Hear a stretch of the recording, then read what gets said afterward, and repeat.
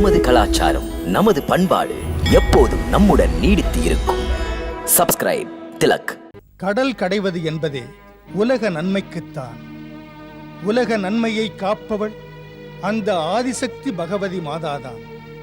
ஆகையால் நாம் அன்னையிடம் சென்று இந்த பிரச்சனை தீர வழியை கேட்போம். இல்லை தேவகுரு, அம்மை அவள் ஆதிசக்தி என்பதையெல்லாம் நான் ஏற்பதில்லை. அப்படி இருக்க அவளிடம் ஏன் போவது? அப்படியெனில் எமக்கு பிடித்தவர் முக்கண்ணன் சிவசங்கரனைத்தான் மூலப்பொருளாக நினைக்கின்றோம். அதனால் அவரிடமே போய் கேட்போம். முக்கண்ணன் மூலப்பொருளேதான். அவரை கேட்பதற்கும் அவர் சொன்னபடி நடப்பதற்கும் நாங்கள் மறுப்போமா?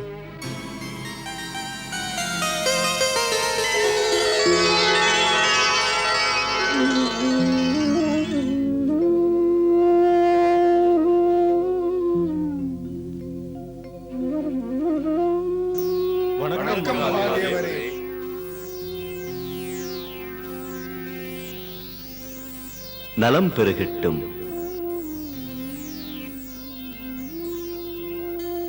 தானவர்கள் தேவர்களின் முதல்வர்களை இங்கே கண்டதிலே மிக்க மகிழ்ச்சி தருகிறது. இதனால் உலகத்திற்கே நல்லது நடக்க இருக்கிறது.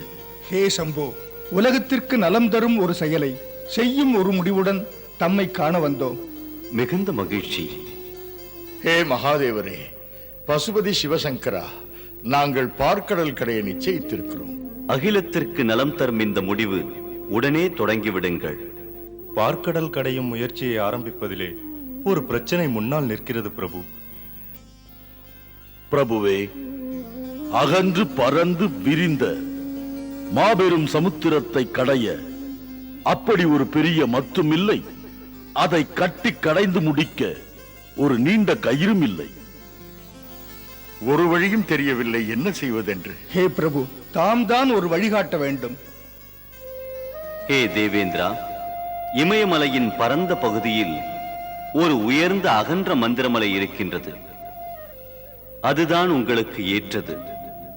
ஆம், அதையே மத்தாக பயன்படுத்துங்கள். பொருத்தமான குறிப்பு. தாம் சொன்னது. ஹே அரக்கர் வேந்தனான பலி, பாதாள லோகம் போ, அங்கே வாசுகி பாம்பு வசிக்கின்றது. இப்பணி பற்றி அதனிடம் பேசி அதை உங்களுக்கு கயிறாக இருக்கும்படி கேளுங்கள். ஹே பிரபு, ஏற்ற பணி இடையூறின்றி நடப்பதற்கு முயல்வோம். தாம் எங்களுக்கு வாழ்த்து கூறுங்கள். மந்திர மலையையும் நாகராஜன் வாசுகி பாம்பையும் பெற்று வர உலக நலனுக்காக சமுத்திரம் கடைய அருள் புரியுங்கள். இனிதே நடக்கட்டும். அட, என்ன இது தேவேந்திரா? மலை மெல்ல மூழ்கத் தொடங்குகிறது. நாம் அதை மூழ்க விடக்கூடாது. மந்திர மலையை தூக்கி பிடிக்க முடியுமா? முடியவில்லை என்று பலியே சொன்னால் முயற்சிகள் வீணாகும். மற்றவர்கள் சிரிப்பார்கள். அப்புறம் நாம் இழந்துதான் என்ன பெருமை?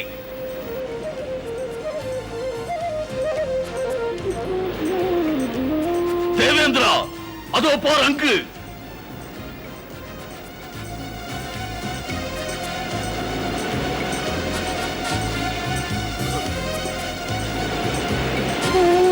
தேவேந்திரா, சற்று தூக்கி பிடி தேவேந்திரா.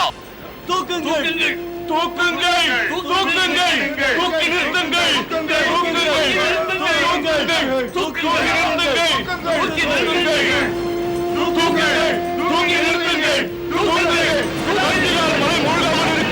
நாம் அனைவரும் மூச்சை பிடித்து தூக்க வேண்டும். அசுரர்களே, தேவேந்திரன் சொல்வதை கேளுங்கள். நாராயண நாராயண.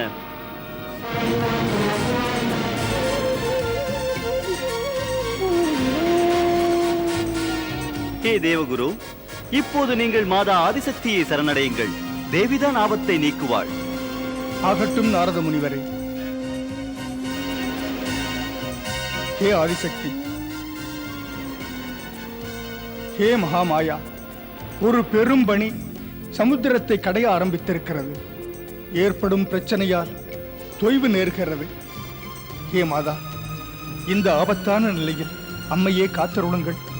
கலக்கம் ஏன் மைந்தா?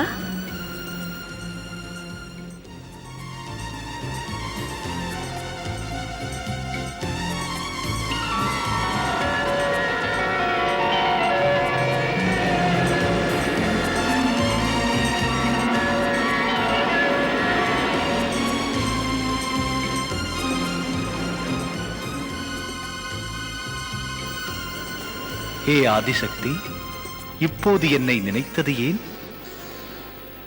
அரவணையில் அமர்ந்திருக்கும் மகாவிஷ்ணு ஆதி நாராயணனான தாம் ஆக்கலுக்கும் பாதுகாத்தலுக்கும் அவதாரம் செய்திருக்கிறீர்கள். அந்த முறையில் நீங்கள் அவ்வப்போது அவதாரம் எடுக்க வேண்டிய பொறுப்பு தமக்கே உள்ளது. ஹே பராசக்தி, தமது ஆணையின்படி நான் இயங்கி வருகிறேன். தமது எண்ணங்கள் தான் உலகை வழிநடத்துகிறது. சிருஷ்டியின் நலனுக்காக அரக்கர்கள் தேவர்கள் இணைந்து நம்பிக்கையுடன் கடலை கடைகிறார்கள். அதில் ஒரு பிரச்சனை எழுந்தது. அதை நீங்கள் போய் நீக்குங்கள். விஷ்ணு தேவரே, தாம் இப்போது ஆமையாக உருவிடுங்கள். அந்த மந்திர மலையை தூக்கி நிறுத்துங்கள். தங்கள் எண்ணப்படியே தேவி.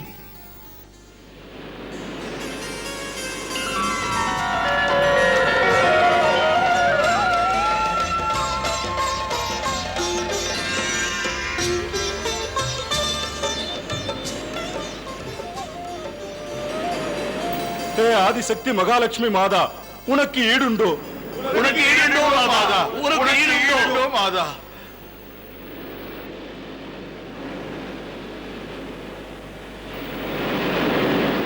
ஹே அரக்கர் மன்னா பலி, நமது பிரச்சனைக்கு நல்ல முடிவு ஏற்பட்டு விட்டது.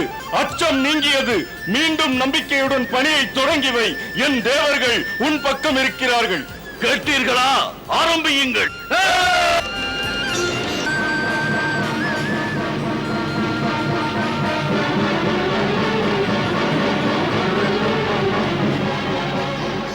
ஹே அரக்கர் கரசனே, ஏற்ற நிபந்தனைக்கிணங்க சமுத்திரத்திலிருந்து முதலில் வந்த பொருள் உன் உடைமைதான். இது உனக்குத்தான். இதை நீயே எடுத்துக்கொள். தயங்காதே. அந்த பாண்டத்தை தொடாதே பலி. அது கொடிய விஷம். அதன் அருகிலே நீ நெருங்கினால் நீ எரிவாய். இந்திரனுக்கு சொல்லுங்கள் குருதேவா. ஹே தேவேந்திரா, நீ மகாமாயா ஆதிசக்தியை பிரார்த்தனை செய்து கொள். தேவிதான் உனக்கு கதி.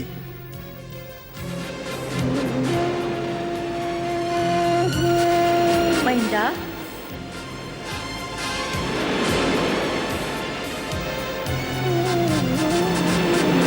அம்மா, பிரச்சனையாக நான் இல்லை. மாதா, தாங்குமா இது?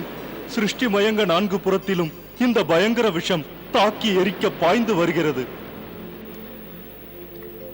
இதை தடுக்காவிட்டால் உலகில் உயிர்களே இருக்காது. இந்த விஷத்தை தடுத்து காப்பாற்றுகிற சக்தி முக்கண்ணரான மகாதேவ சிவசங்கருக்கே இருக்கிறது. அவரை தியானம் செய் தேவேந்திரா. ஹே முக்கண்ணரே, ஹே மகாதேவரே, ஹே சூலமேந்தி, திருவுள்ளம் கொண்டு உலகத்தை காத்துருளுங்கள் பிரபு. காத்தருளுங்கள் பிரபு. காத்தருளுங்கள் பிரபு. காத்தருளுங்கள் பிரபு. காத்தருளுங்கள் பிரபு. ஹே சூலபாணி, காத்தருளுங்கள் பிரபு.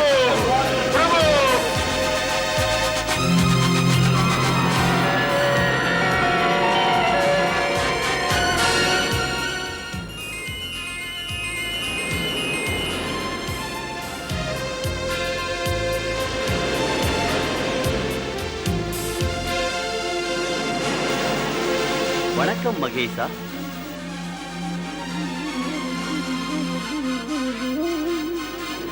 தாம் வந்ததும் பிரபு மூன்றெழுந்த பயங்கள் வேதனைகள் போயிற்று. நம்பிக்கை ஒளி எங்கள் மனதிலே துளிர் விடுகிறது. அமுதம் பெறுவது இந்த நிலையில் வாய்ப்பில்லை மகாதேவா. எங்களுக்கு நிவாரணம் சம்போ தாம் தான் தரக்கூடியவர். மகாமாயா மாதா ஆதிசக்தி நினைத்து விட்டால் அது தவறாது நடக்கிறது. ஆகையால் தேவேந்திரா, கவலையை இனி நீ விட்டுவிடு.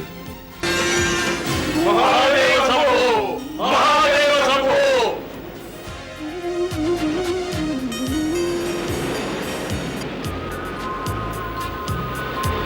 மகேஸ்வரா, தாயினும் சால பறிந்து வந்த பரனே, தாம் இல்லையெனில் இன்று வானவரும் ஏது, தானவரும் ஏது.